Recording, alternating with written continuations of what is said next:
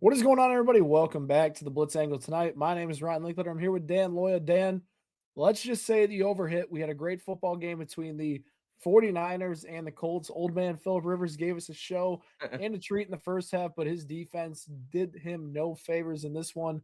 And the Colts were playing from behind. What were your thoughts on this one and what was likely an elimination game for the Colts? What was the over? What was the total on the game? Did that Uh it no was around the coverage? 40s. Oh, I was like, yeah, did that go over like before halftime? I mean, The this was like 49ers, I think, hit the over themselves. yeah, themselves. Yeah, I mean, Yeah. this was incredible, man, to start. It was first 5 possessions, both sides of the ball for both teams, and they scored touchdowns, man. It was just points everywhere. Yep. Indianapolis, the home of the Motor Speedway there.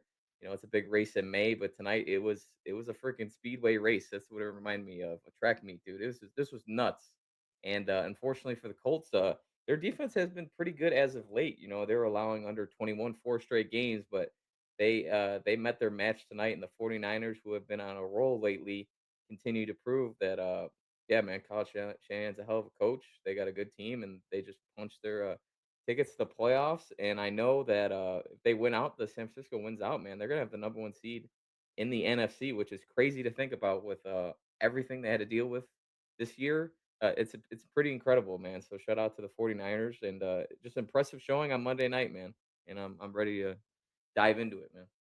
Yeah, and I wanna start with that offense. I've been saying this for weeks now. The 49ers are finally healthy offensively. I know they were out with Ricky Pearsall on this one, but they've been a Yeah, different animal as of late. Obviously, their schedule's been a bit easier, but yeah. they've just been so good offensively, and Brock Purdy has taken it to another level since that Carolina game. 5 touchdown passes in this one, right? You got George Kittle involved early on. They had multiple different pass catchers have big games tonight outside of Kittle as well. So they're able to spread it there. And then they finally got the running game going with Christian McCaffrey. And we know when this 49ers team gets that ground game going, they're nearly impossible to stop with Kyle Shanahan calling those plays. So with the 49ers, this feels like a return to form for that 2023 offense that was so hard to stop for every team.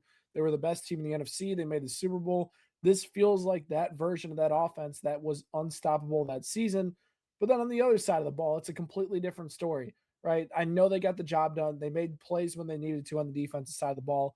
They don't get consistent pressure, and they have so many guys that lose consistently in that secondary to where any sort of passing game can win against them. And Jonathan Taylor was held in check a majority of this game through the ground. They did a great job game planning for him.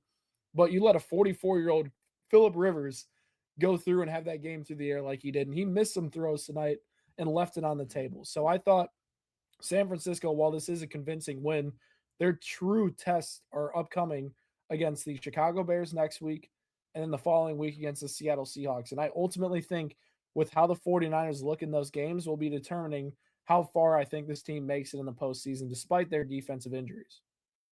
Yeah, absolutely, man. I mean, they definitely have a weakness of their team, and it's just their defense because all the injuries they had to go through this season. So they have great coaching, but against elite level teams like they're going to be facing these next couple weeks, and in the postseason, you're probably only going to get so far. But it's going to be a big test for them. That these young guys have to continue to play well throughout the postseason for them to advance. And yeah, this offense is clicking, man. I'm impressed.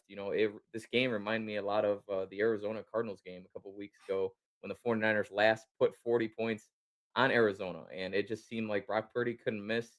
He was in rhythm, he was comfortable, and it just seems like once he gets in this mode, like he's making every throw. The receivers don't drop anything. McCaffrey averages like 5-6 yards per run. I mean, you look at their total yardage tonight, man.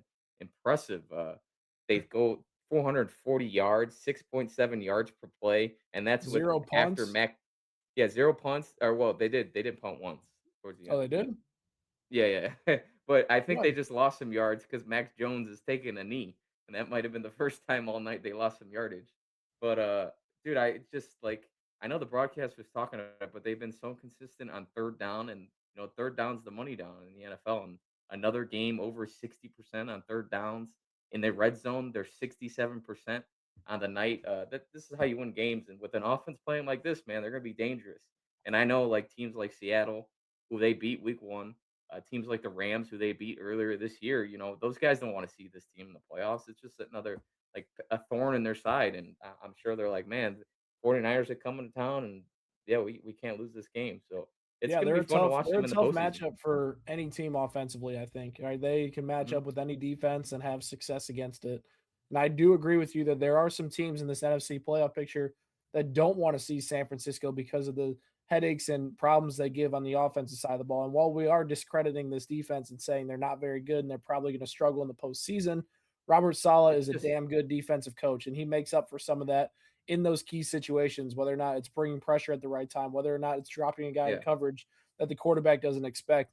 Not having the talent is a big problem with San Francisco, but they have a great coordinator to make up for that at times. And hopefully, some guys could potentially return to this defense. Obviously, they're not getting Bosa or Warner back, right? Those are their big losses. But this 49ers defense is going to go with their coordinator. And if they can make big time plays in key spots and their offense can average 27 points per game in the postseason, they're going to be a tough out. And they have the talent to do that.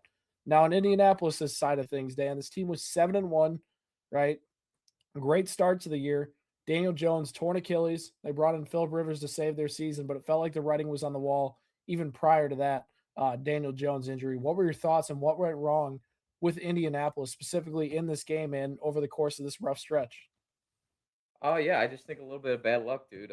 They went all in. They pushed all their chips in the middle. They traded for Sauce Gardner, like right before they went to Germany. So whatever week that was, I gotta pull it up. But ever since then, man, they just dealt with a series of unfortunate events, in my opinion. Their quarterback, ends up fracturing his fibula. Sauce Gardner is out with an Achilles injury. They lost their defensive tackle for DeForest Buckner, and it just felt like everything fell apart. And it's just unfortunate, man. They were such a good team. Their offense was rolling. They were at one point the highest scoring offense in the league. But when you got injuries like that to core players that you can't lose, you're gonna go. It's gonna go down. Your point Yeah. total and everything. I'm trying to think of a word, but I talking too fast. But yeah, it's tough, man. And then Jonathan Taylor too, another like slow night on the ground, but the 49ers are pretty underrated against the run. They have a lot of good solid run defenders, which they drafted this past off season. So it's unfortunate. Yeah, they had to call a 44-year-old Philip Rivers off the couch, and he's was able to move the ball. But once the 49ers, who don't blitz a lot, they started blitzing him, and they made it uncomfortable. And like you said earlier, he did miss some throws. He can't really throw deep anymore, and he had Tyler Warren for a score. He tried to kinda like jump throw it, he couldn't get it there. There was another throw on the left sideline he couldn't make too. So it's just it it's this is what happens when you have a 44-year-old quarterback, man, is you're only Yeah. gonna get so far, and it's tough, man, especially your defense too. Your defense can't be giving up, 6.7 yards per play and can't get off the field, you gotta make a stop. Yeah. I listen, the Colts, man, they put all their chips in, right? They made that Sauce Gardner trade. They mortgaged away their Yeah, future, and it's unfortunate because the Jets are sitting there and they're laughing, right? They get all these first round picks of teams that aren't even going to be in the playoffs this year for their stars, and they could really build something special in New York. And Indianapolis has felt like, man, we pushed our chips in. We thought we had the team this year, and unfortunately they didn't. And that's kind of the risk they made making that trade for Sauce Gardner. And obviously they couldn't predict his injury, but this is where they're sitting as a team. And right now the Colts were constructed as a team offensively where they were one of the best offenses in the NFL according to EPA to open the season.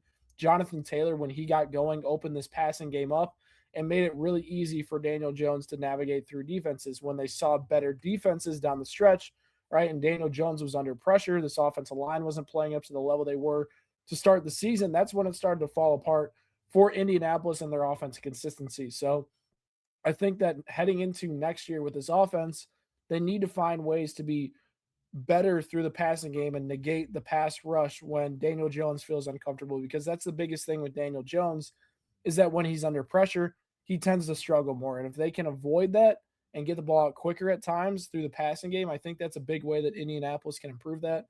With Philip Rivers, they tried their best to patch up a massive hole at quarterback, and unfortunately, he just doesn't have it consistently anymore. I thought he played well at times tonight, and he gave yeah. them a fighting chance in this game, but their defense is the big one. Like they pushed all their chips in, having a great secondary for a struggling unit. Sauce Gardner's out, Charvarius Ward's out. You don't have an elite pass rush outside of Lateo Latu, and they got DeForest Buckner back, and that didn't make much of an impact tonight at all.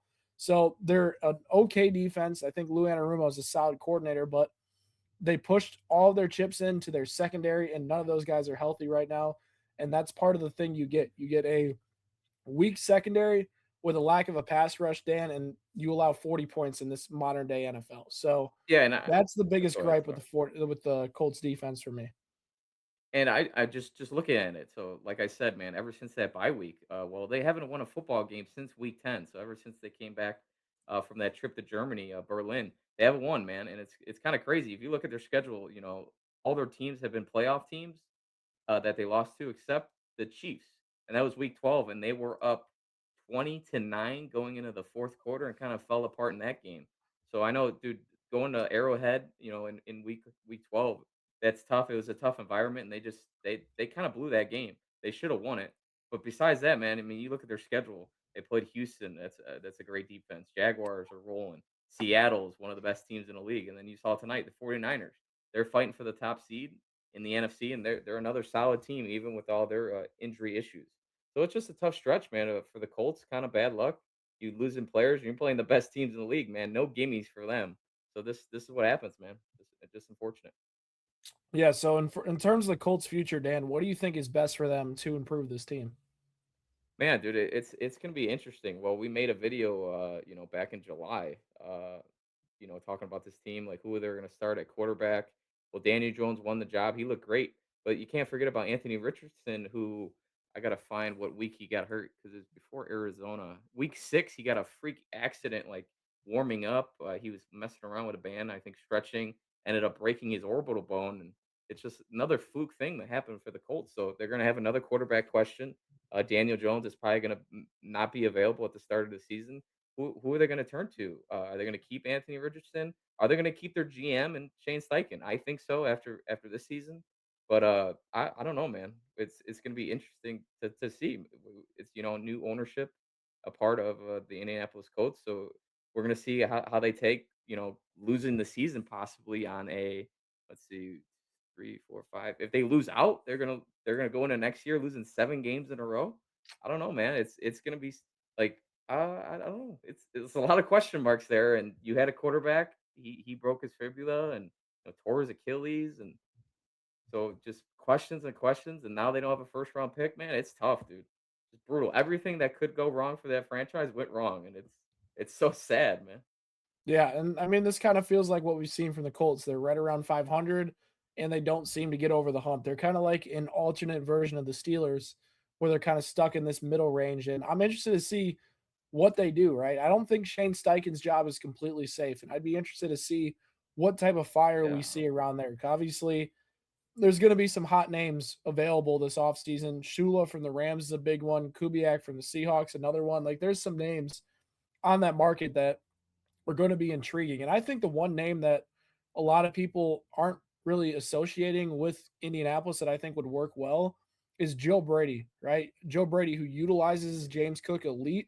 Imagine Jonathan Taylor in that Bills offense right now. And I think Daniel Jones, with what he can do, would be perfect with what they're making Josh Allen do right now in Buffalo, to where it's a simple game plan, right? And I know Josh Allen's great, but he's not being asked to throw the ball 40 times right now to win a football game. And I think having that game plan based around Jonathan Taylor in that run game will be really nice to see in Indianapolis, because it's not like they have elite weapons at receiver.